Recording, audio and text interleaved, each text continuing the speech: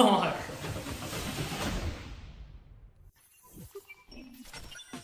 G'day guys, I'm Jarvan, thanks for tuning in. Today I'm going to show you my new Mini-Z Track. It's the official Kyosho Mini-Z Track and it's made by the same company that makes RCP tracks that I mentioned in my last video. And these are the tracks that most Mini-Z clubs use around the world. They're made of foam mats as well, but the quality feels better than the homemade track I made using foam tiles from the hardware store. As you can see, it's modular. You can have so many different configurations with these. The barriers are foam, so the bodies of your Mini-Zs won't get damaged as much, so that's good. But yeah, I'm really excited to race on this because like I said, I do want to get some Mini-Z racing started this year. This is just over half of it set up. I got the other half stored in another room. Still got my homemade track, which I showed in a previous video. If you haven't seen that, the link's on the screen or in the description below. And I'm still going to use that track for practice here at home, and then I'll use this Kyosho track for running races in my area. So yeah, I should be able to make a pretty large track, which should be exciting for racing. I also got a timing system set up. This is one of the, if not the most popular timing systems used for Mini-Z racing. It's called the EasyLAP Timing System. It uses these infrared receivers that are mounted on a bridge that goes across the track, and on the Mini-Z you mount this tiny transponder which the receivers pick up every time the car passes through. And this unit connects via USB to a PC, and then you can run timing software. Here I got a desktop PC set up with this free software called Next Level Timing. It's pretty good, it's user-friendly and easy to use. This is the latest body I got. It's the McLaren 12C GT3, and it's one of the most popular bodies for Mini-Z racing. Banana for scale. There's my Audi R8, and my Porsche is on the shelf. I'll bring that out later. Just pop the body off, show you what's underneath. This is the MR03 chassis. It's got the R246 motor mount that I installed in a previous video. It's now got an upgraded oil shock and an upgraded motor, the Kyosho X-Speed motor. So let's run 10 laps and see what the average lap time is.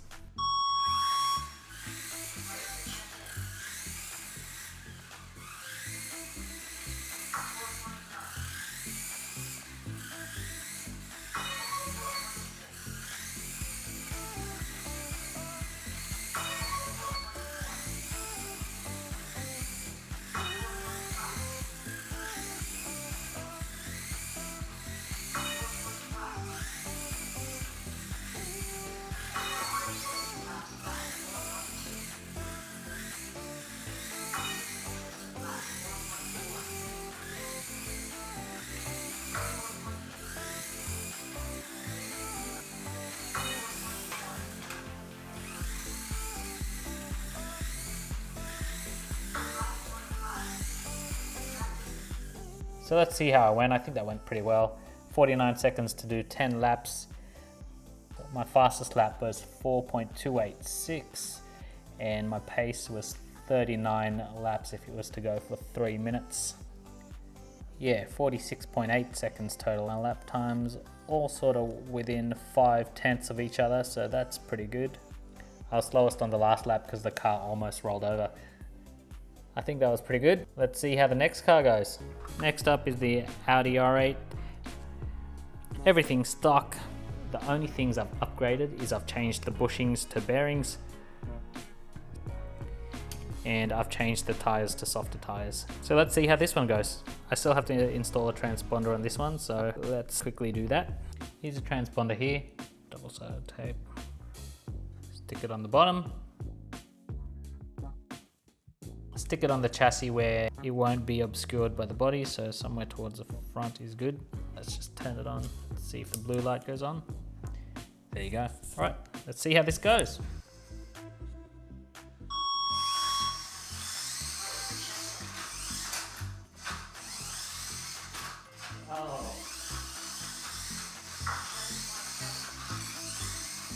Oh man. Not the tires.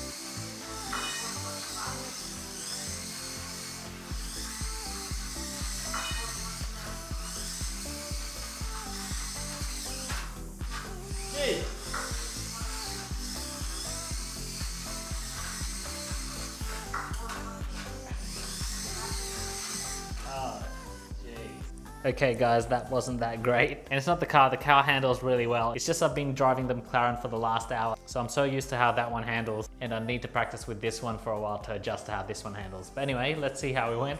58 seconds to do 10 laps, or 57.371 seconds. My fast lap was 4.5. So with this stock motor, I'm actually only 3/10 off. And yes, my lap times are all over the place because once again, I just need to adjust how this one handles, and I could pull off consistent laps as well. But I was getting some sub 5-second lap times, so it's not that much slower than the McLaren, even with a stock motor. Not bad. I want to see how the Porsche handles.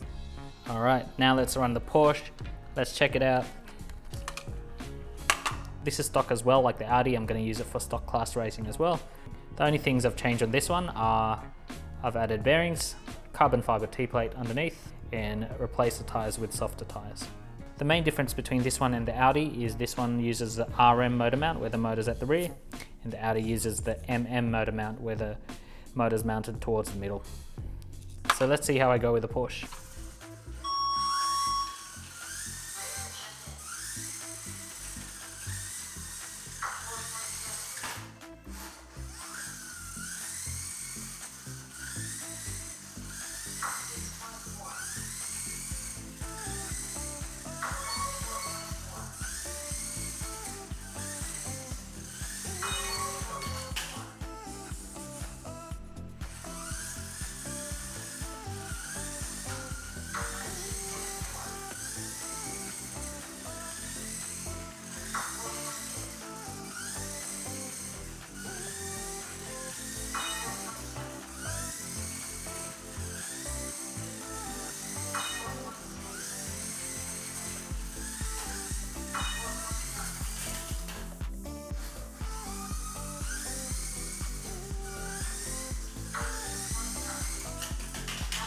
Oh my. Okay guys, that's how this one ended off the track. Oh no. It's still alright.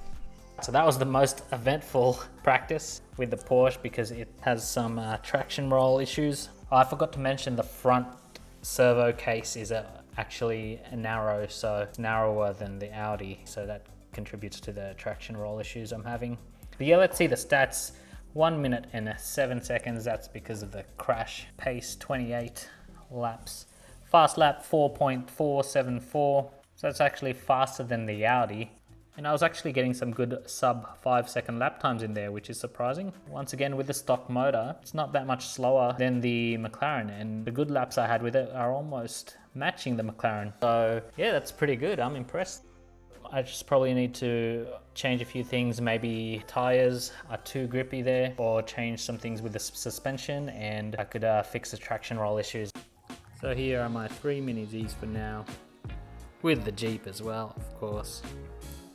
Anyways, I'm gonna call it a night. I'm gonna pack this up and get it ready for racing. Thanks for watching. If you enjoyed this video, hit the like button. If you wanna see my upcoming racing videos, consider subscribing. Check out the rest of my channel if you wanna see more Mini-Z videos.